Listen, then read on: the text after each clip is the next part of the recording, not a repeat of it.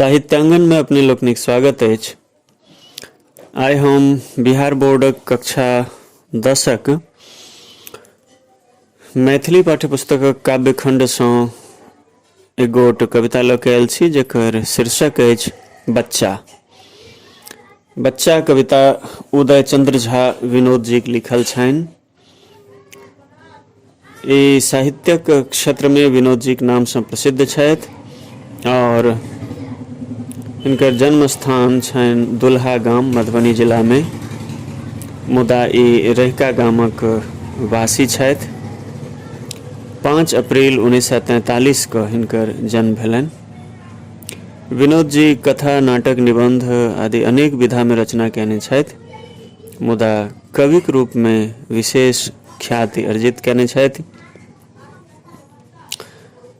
हिनका यात्री चेतना पुरस्कार और मिथिला विभूति सम्मान सब भेटल छनि। कहलनि पत्नी एकटा हिनक कविता संग्रह छनि जाहिसँ ई कविता लेल गेल अछि। तऽ आउ हम सब ई कविता बुझबाक प्रयास करी। विनोद जी कहै छथि, जीवाक लेल जगत लेल आवश्यक होइछ बच्चा।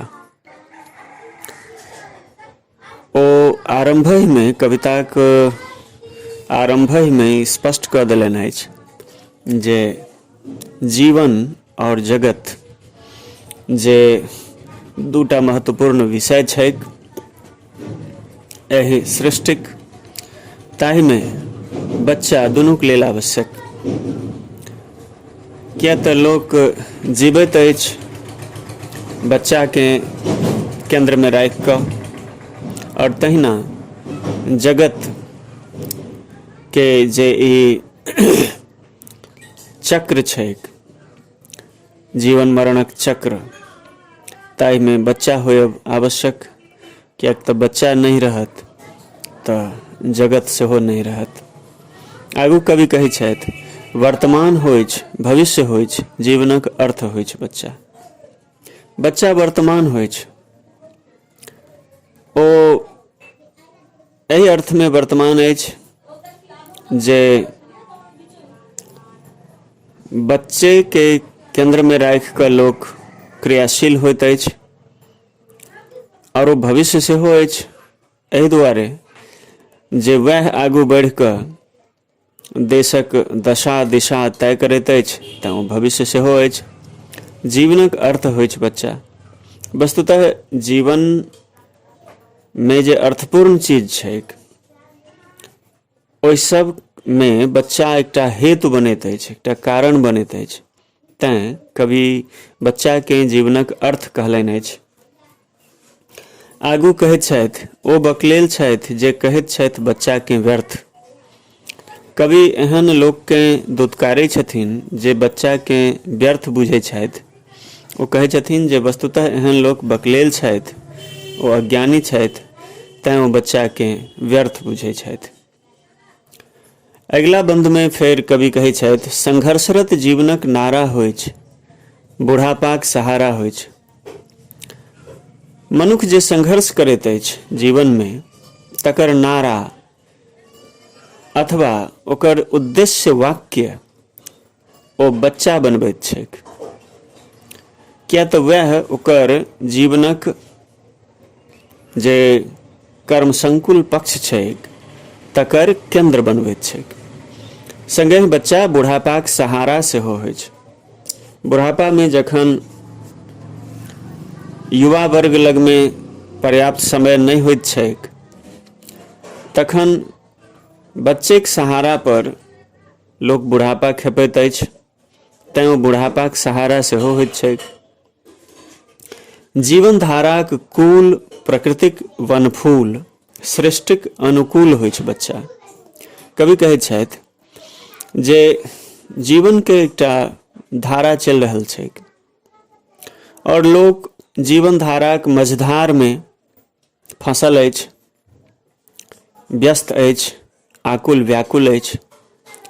मुदा जखन ओहि सब व्याकुलतासँ पलखैत पाबि ओ बच्चा दिस तकैत अछि तऽ ओकरा मोन में उत्साह उत्पन्न होइत छैक और तखन ओकरा एना बुझना जाइत छैक जेना जाहि जीवन धारा में ओ बहि रहल अछि तकर किनारा बच्चे छैक।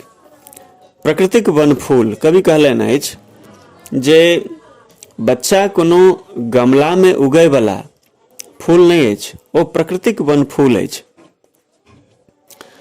से एना जे बच्चा पर एखन मानव समाज के जे सभ्यता संस्कृति छैक ओकर जे बनावटीपन छैक तकर छाप नहीं पड़लैक अछि।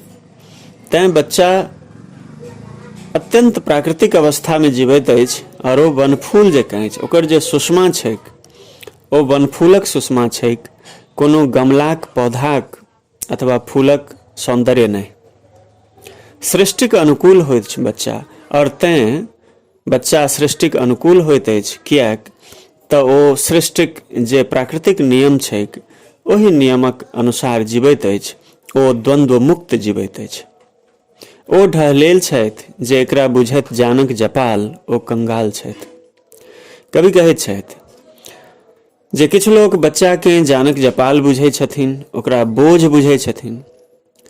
जे जीवनक सबसँ पैघ नेमत छैक तकरा बोझ बुझब ढलेलपन थिक। आगाँ कहै छथि बच्चा जीवनक मिठासे नहीं कोतवाल हाथक गड़ासो होइ छै। जीवन में बच्चा से माधुर्य तऽ अबिते छैक, मिठास अबिते छैक, मुदा ओकरा कवि कोतवाल सेहो कहलखिन हैं। वो कहै छथिन जे बच्चा कोतवाल हाथक गड़ासो होइ छै। जेना कोतवाल रखवारी करैत छैक तहिना बच्चा अपन प्राकृतिक जीवन सँ ओहि लोक के अनुप्राणित करैत छैक, एक तरहे दिशा देखबैत छैक जे सभ्यता और सांस्कृतिक विकृति में बहुत नीक जकाँ फंसि गेल अछि और छटपटा रहल अछि। तैं ओ सजग करबाक काज सेहो करैत छैक, ओ जगेबाक काज सेहो करैत छैक। संबंध सरोकार तमाम कारोबारक प्रेरणा होइ छै बच्चा। अवश्य किएक तऽ बच्चे के लऽ कऽ लोक विभिन्न प्रकारक योजना बनबैत अछि, संबंध सरोकार विकसित करैत अछि। तैं ओ सभक प्रेरणा स्रोत थिक। जीवनाकाशक ध्रुव तारा दिशा दशाक ज्ञान दै छै, जीवन के मान दै छै बच्चा। बच्चा जीवन रूपी आकाशक ध्रुव तारा थिक। जेना ध्रुव तारा के देखि कऽ लोक दिशाक पता लगबैत अछि, तहिना बच्चा के देखि कऽ लोक जीवन पथक संधान करैत अछि और अपना लेल उपयुक्त जीवन पथ चयन करैत अछि। तऽ ओ दिशा दशा दुनूक ज्ञान दैत छैक और जीवन के जे किछु मान छैक ओ बच्चा दुआरे छैक। जँ बच्चा नहीं होइक तऽ जीवन के कोनो मूल्य सेहो नहीं छैक। आगू कवि कहैत छथि बच्चा के ओहिना नहीं कहल गेल छल भगवान, ओहिना नहीं प्रिय भेल बाललीला। कृष्णक बाललीला जे एतेक प्रसिद्ध भेल, जे लोक के एतेक प्रिय लगैत छैक और बच्चा के भगवान कहल जाइत छैक, से ओहिना नहीं। कवि कहै छथि जे बच्चा संधान होइ छै। बच्चा वस्तुतः अनुसंधानक केंद्र थिक। परंपराक कड़िएटा नहीं संतान होइ छै बच्चा। और बच्चाक अर्थ मात्र एतबे नहीं छैक जे ओ बाबा पुरखाक जे परंपरा छैक तकरा ढोइत रहैक। ओ संतान होइ छै।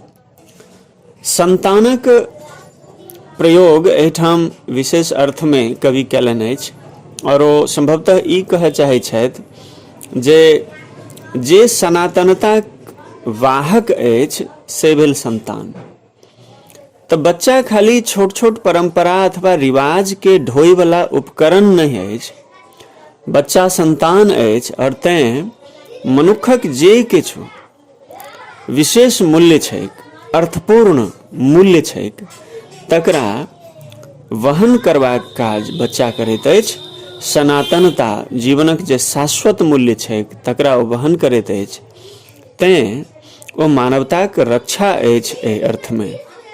और अंत में कवि कहैत छथि, बच्चा नहीं तो किछु नहीं, कतहु नहीं, ककरो नहीं। अर्थात बच्चे जीवनक केंद्र में अछि। जँ बच्चा के जीवन से हटा दिए तहन किछु बचि नहीं जाइत अछि, कतहु किछु नहीं अछि, ककरो किछु नहीं अछि। तो हमरा लगैया ई कविता अहाँ सब नीक जकाँ बुझि गेल हेबै।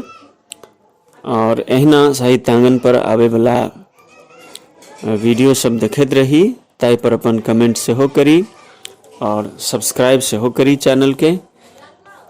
अपने सब नीक जकाँ सुनलहुँ, ताहि हेतु विशेष विशेष धन्यवाद। पुनः एक बेर धन्यवाद।